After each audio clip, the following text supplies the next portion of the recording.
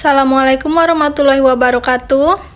Ini adalah video ujian akhir semester praktikum MIPA.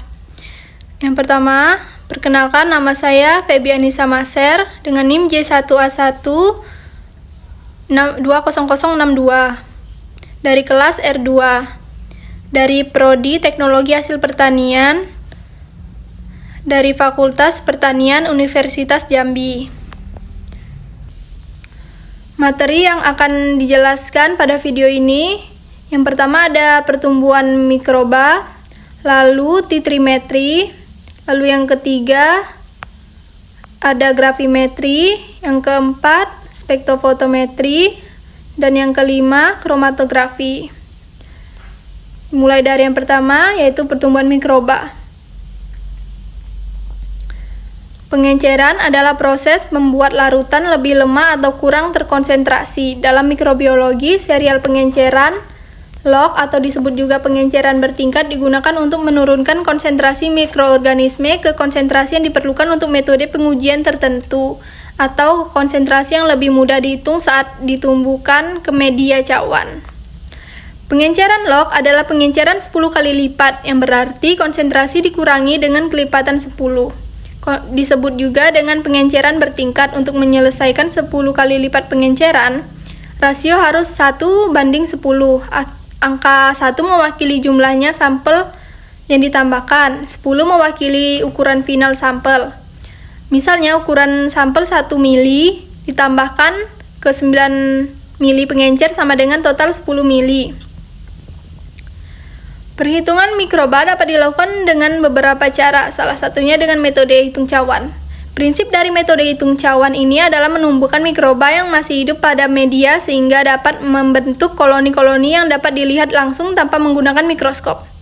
Plate count atau perhitungan cawan merupakan teknik enumerasi mikroba yang ditanam atau dibiarkan pada suatu media padat.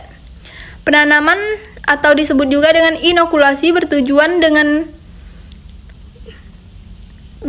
untuk memisahkan sel atau kumpulan sel yang membentuk koloni sehingga memungkinkan untuk dihitung perkiraan jumlah mikroorganisme per satuan sampel.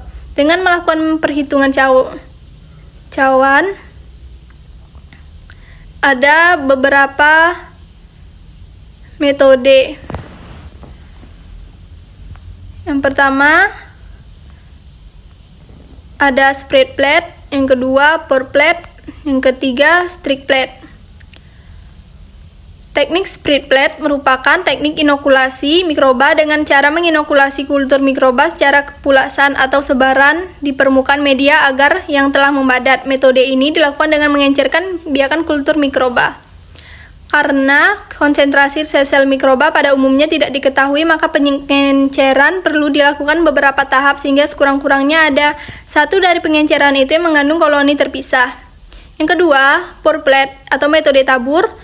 Dasar dari metode ini yaitu menginokulasi medium agar yang sedang mencair pada temperatur 45-50 derajat Celcius dengan suspensi bahan yang mengandung mikroba dan menuangkannya ke dalam cawan Petri steril. Setelah inkubasi akan terlihat koloni-koloni yang tersebar di permukaan agar yang mungkin berasal dari satu sel bakteri sehingga dapat diisolasi lebih lanjut. Yang ketiga, metode strict plate atau metode gores. Metode ini umumnya digunakan mengisolasi koloni mikroba pada cawan agar sehingga didapatkan koloni terpisah dan merupakan biakan murni. Dasar metode ini yaitu dengan menggoreskan suspensi bahan yang mengandung mikroba pada permukaan medium agar yang sesuai pada cawan Petri. Lalu materi yang kedua ada titrimetri. Titrimetri adalah salah satu analisis kuantitatif menggunakan titrasi. Metode analisis titrimetri berdasarkan hubungan stoikiometri sederhana dari suatu reaksi kimia. Pada reaksi AA ditambah TT menghasilkan produk. A-mol analit A bereaksi dengan T mol molekul titran yang ditambahkan sedikit demi sedikit. Salah satu contoh titrimetri adalah titrimetri asam basa HCl.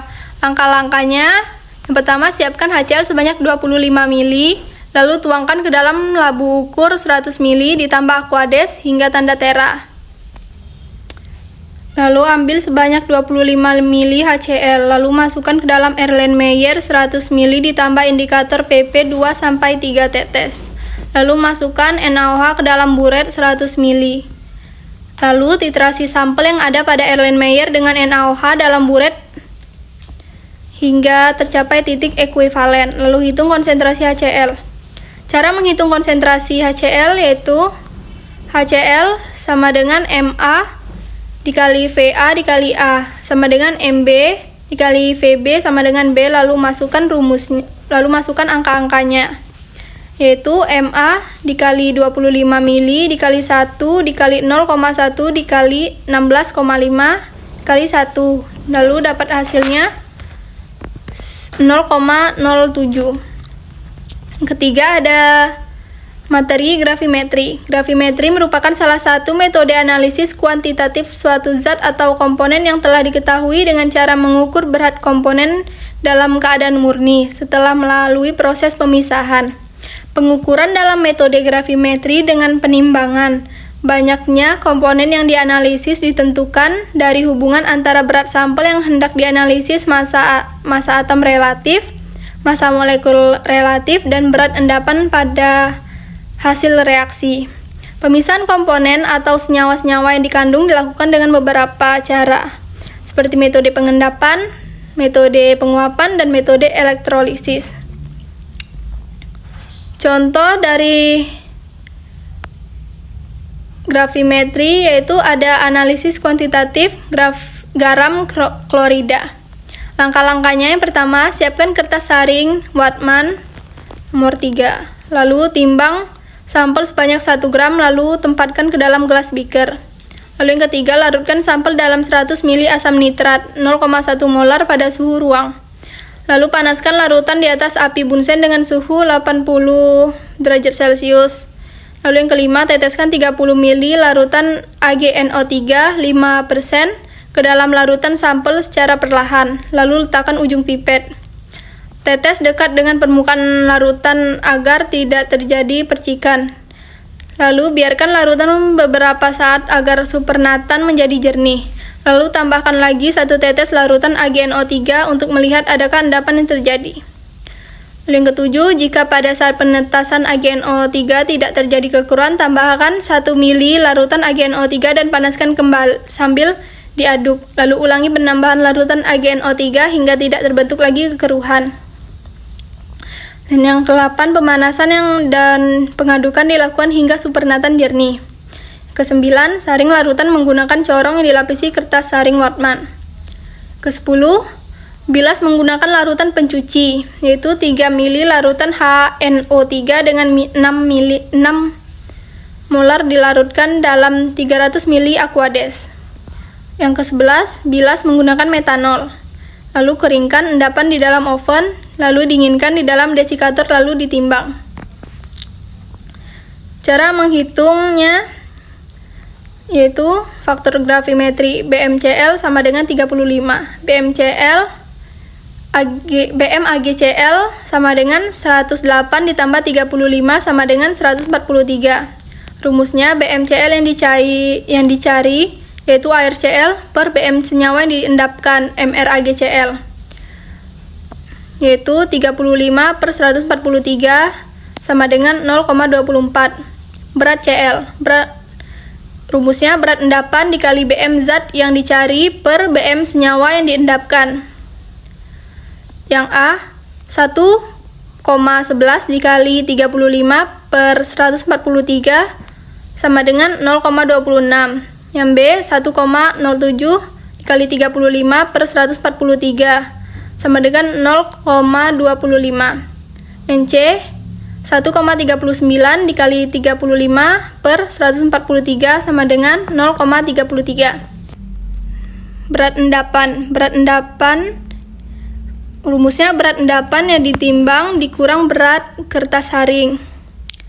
Ulangan 1, 2,07 dikurang 0,96 sama dengan 1,11 gram. Ulangan 2, 2,03 dikurang 0,96 sama dengan 1,07 gram. Ulangan 3, 2,35 dikurang 0,96 sama dengan 1,39 gram.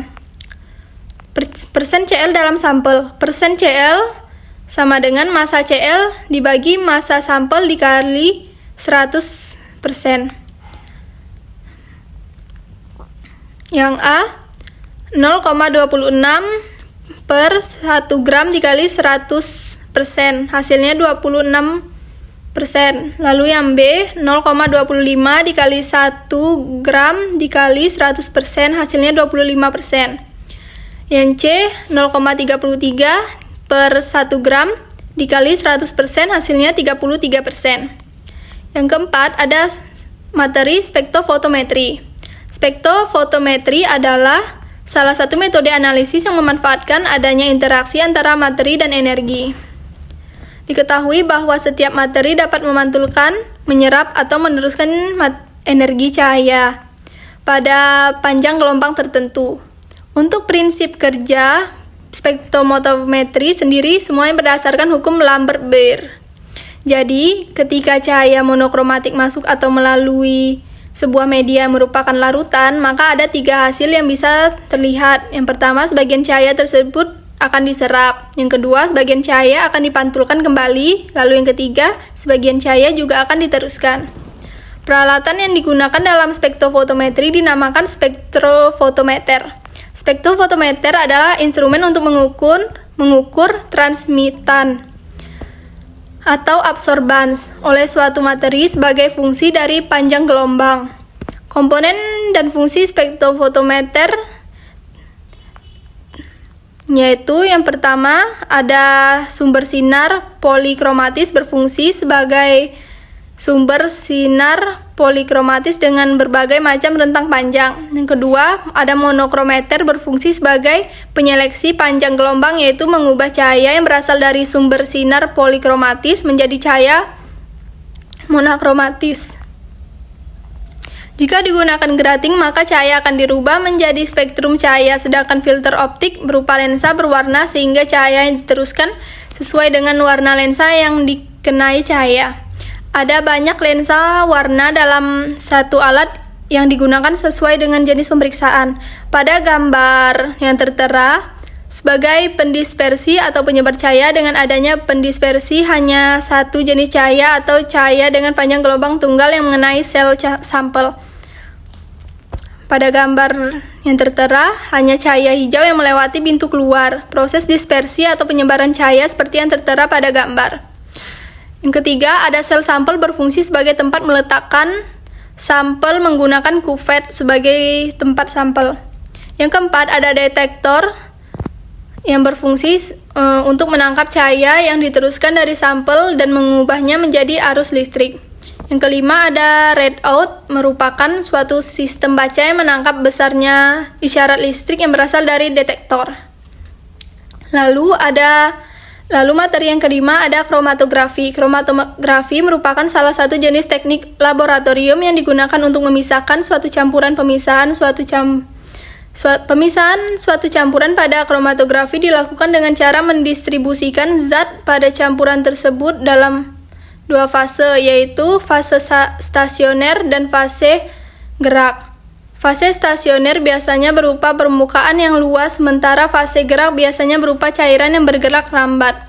Fase stasioner dapat berupa padatan atau cairan atau gas yang bergerak di sepanjang fase stasioner. Fase gerak akan mengalir sekaligus membawa komponen yang terkandung dalam campuran lewat fase diam. Apabila komponen berbeda, maka laju pergerakannya akan berbeda. Pada gambar yang tertera, dapat dilihat bahwa ada 3 jenis sampel yang digunakan. Zat 1 dan 2 merupakan senyawa standar, dan zat 3 merupakan sampel yang akan dipisahkan. Dari hasil pemisahan dapat diketahui bahwa nilai F sama dengan 7,5 cm. Sementara nilai D untuk sampel 1 sama dengan 2,7 cm, sehingga RF zat standar 1 dapat dihitung. RF sama dengan 2,7 per 7,5, hasilnya 0,36. Dengan menggunakan cara yang sama, dapat diketahui nilai RF standar 2 dan RF komponen A dan B yang merupakan hasil pemisahan sampel zat 3 dari kesamaan nilai RF-nya. Maka dapat disimpulkan bahwa komponen A merupakan senyawa standar 1, sementara komponen B merupakan senyawa standar 2. Baiklah, itu video praktikum IPA dari saya. Wassalamualaikum warahmatullahi wabarakatuh. Terima kasih.